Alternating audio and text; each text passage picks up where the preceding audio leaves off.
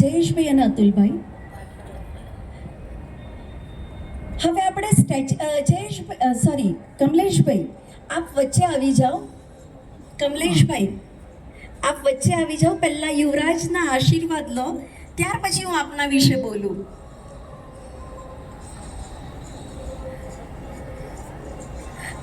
સાલ ઓઢાવીને સન્માન કરી લો, પછી આપ ઉપર જ ઊભા રહેજો.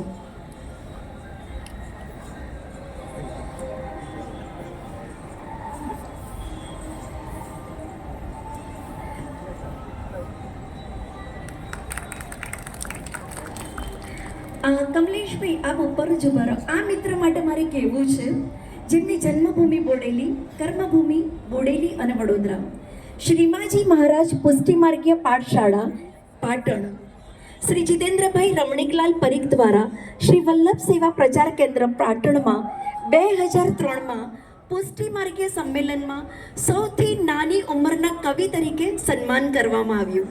Congratulations. Shri Harshani publication charitable trust Mehsana તેમજ બાલ પુષ્ટિ અને વૈષ્ણવ પરિવારના પુસ્તકોમાં અનેકો વખત સારસ્વત સન્માનમાં કાવ્યકૃતિને પ્રસિદ્ધ સ્થાન મળેલ છે.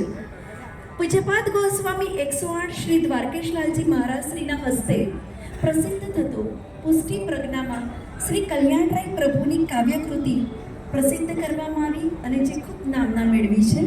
તે ઉપરાંત USA દ્વારા આંતરનાથ કાવ્ય સંગ્રહ હોય, વાઘપતિ માસિક વિરમગામ, વલ્લભ સુધા સુરત, વિશ્વલાડ પરિષદ મુંબઈ સંચાલિત સમસ્ત લાડ મિત્ર, નિમોહી પ્રકાશન મહેસાણા, સરિતા ગ્રુપ સાહિત્ય ગાંધીનગર, એકલવીર દૈનિક પેપર, ન્યૂઝ ઓફ ગાંધીનગર, આ બધામાં એમના કાવ્યો પ્રસ્તુત થયા છે અને અત્યાર સુધીમાં 856 કાવ્યો લખ્યા છે કે જેમાંથી 300 લૌકિક અને 556 કાવ્યો અલૌકિક છે.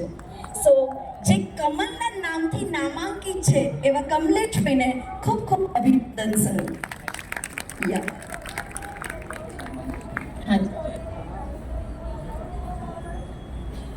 જયેશભાઈ કે શાહનું સન્માન કરશે. હા જયેશભાઈ, ઓકે.